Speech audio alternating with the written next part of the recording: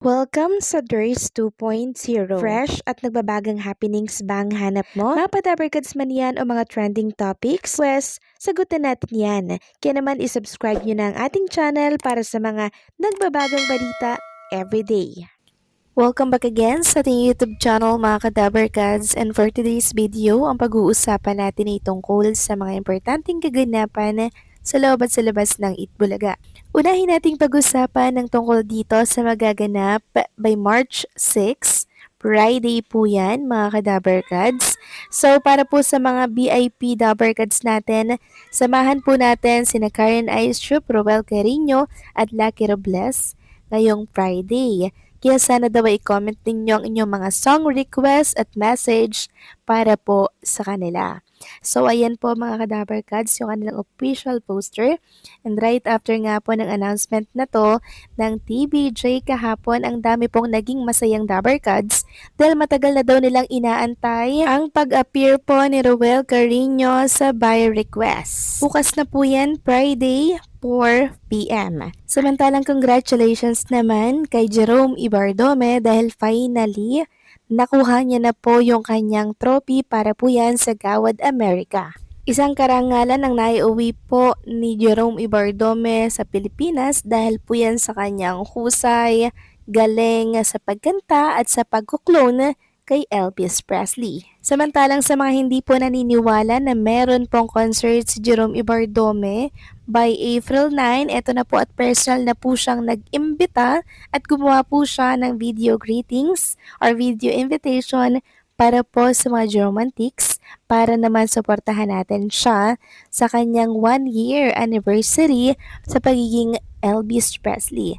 Kaya samahan natin siyang i-celebrate ang anniversary na to by April 9 yan mga kadabarkads. Saan yan gaganapin? Dito po yan sa SM Muntinlupa, Cinema 1.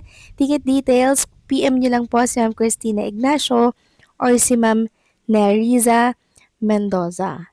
So celebrating the journey po yan, a night of music, memories, and gratitude. Marami daw pong surprise na inihanda ni Jerome Ibardome para po sa kanyang mga taga-suporta. Samantalang congratulations naman kay John Jordan Avina na kung saan ay umalis na po palabas ng ating bansa, papunta po yan ng New Zealand. Meron po silang concert doon mga kadabarkads na talaga namang ikakatuwa po ng mga OFW natin na taga New Zealand, kaya suportahan natin si John Jordan Avina kahit na wala na po siya sa noontime show na Itbulaga. Samantalang si SQG naman po ay nagbahagi ng short video. Kuha po ito sa backstage ng Itbulaga habang siya po ay tinuturuan ng hype. Sabi niya nga dito, try lang if I still have it in me. Thank you hype sa pagturo on the spot. So nakikita at nararamdaman ko mga kadabarkads na sobrang namimiss na po talaga ni SQG yung pagpe-perform niya po sa entablado ng Itbulaga. Pero still mga kadabarkads, wala pa rin po silang schedule na nakukuha sa TBJ Production. Marami na din po talaga naghahanap sa kanila, pero ayun nga po ang desisyon ng management na kung may schedule, tsaka lamang sila a-appear sa naturang noontime show. Nakakalungkot lang sa side ng Singing Queens dahil dati-rati napapanood natin sila araw-araw. Ngayon, straight 2 linggo, wala sila, pa isa-isa, pa dalawa-dalawa na lang natin ang nakikita sa Itbulaga. Pero patient lang tayo mga kadabarkats, baka malay nyo, makita pa rin natin sila sa Itbulaga ng magkakasama. Samantalang next topic naman tayo, viral po ngayon at pinag-uusapan ang pagtatanggol ni Boss Joey De Leon sa isang host po ng It's Showtime. Walang iba kundi po si Ann Curtis. Ayon nga dito, respect Ann Curtis. Yan po ang binitawang salita ni Boss Joey De Leon. Yan ang naging saad ng Itbulaga host na si Joey De Leon sa segment na Gimme 5, laro ng mga Henyo Lovers ngayong Miyerkules kahapon, March 4. Kaya naman si Bong respect Ann Curtis, Bong wika ni De Leon.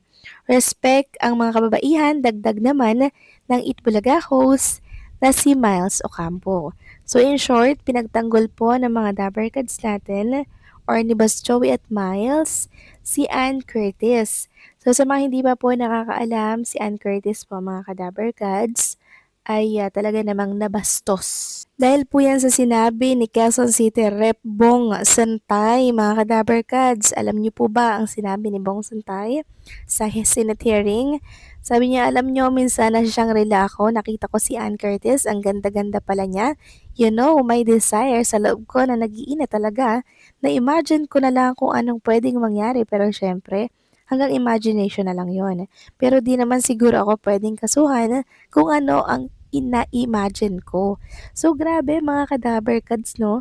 Talagang sa Senate hearing niya pa yon binitawan. Hindi ba siya nahiya nun? May anak siyang babae, mga Kadaberkads. Kaya gano'n na lamang po yung pagtatanggol ng mga Dabarkads host natin kay Ann Curtis, maging ng mga singing queens. Meron din po silang mga pinost kahapon.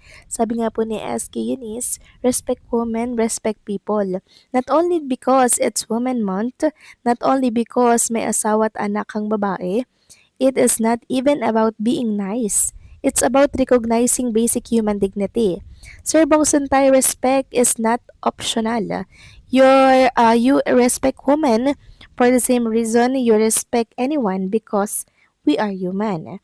Then, sa SQ Sam, meron din po syempreng patama dyan.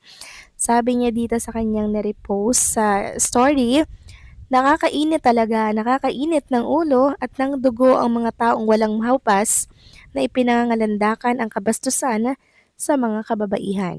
So grabe lang mga kadabarkads, 'di ba? Maging ang mga SQ natin, dabarkads host natin, umalma din po sa usaping ito. Kasi hindi nga naman po ito katanggap-tanggap. Lalo na isa ka pang politiko, 'di ba? Tapos ganyan ang mindset mo, ganyan mo pinangangalandakan ang pag-uugali mo, eh syempre nakakahiya po yun na yung isa sa mga politiko ganyan po no ang ugali. Syempre, 'di ba nakakahiya po yun mga kadabarkads. Kaya naiintindihan ko kung saan nanggagaling yung inis, yung galit ng mga dabarkads natin na talaga namang hindi na po sila nakapagtimpe. Talagang pinost nila sa kanilang social media account yung pagka-disappoint nila sa naging statement nitong si Quezon City Rep. Bong Santaya. Grabe kasi mga kadabarkads, no?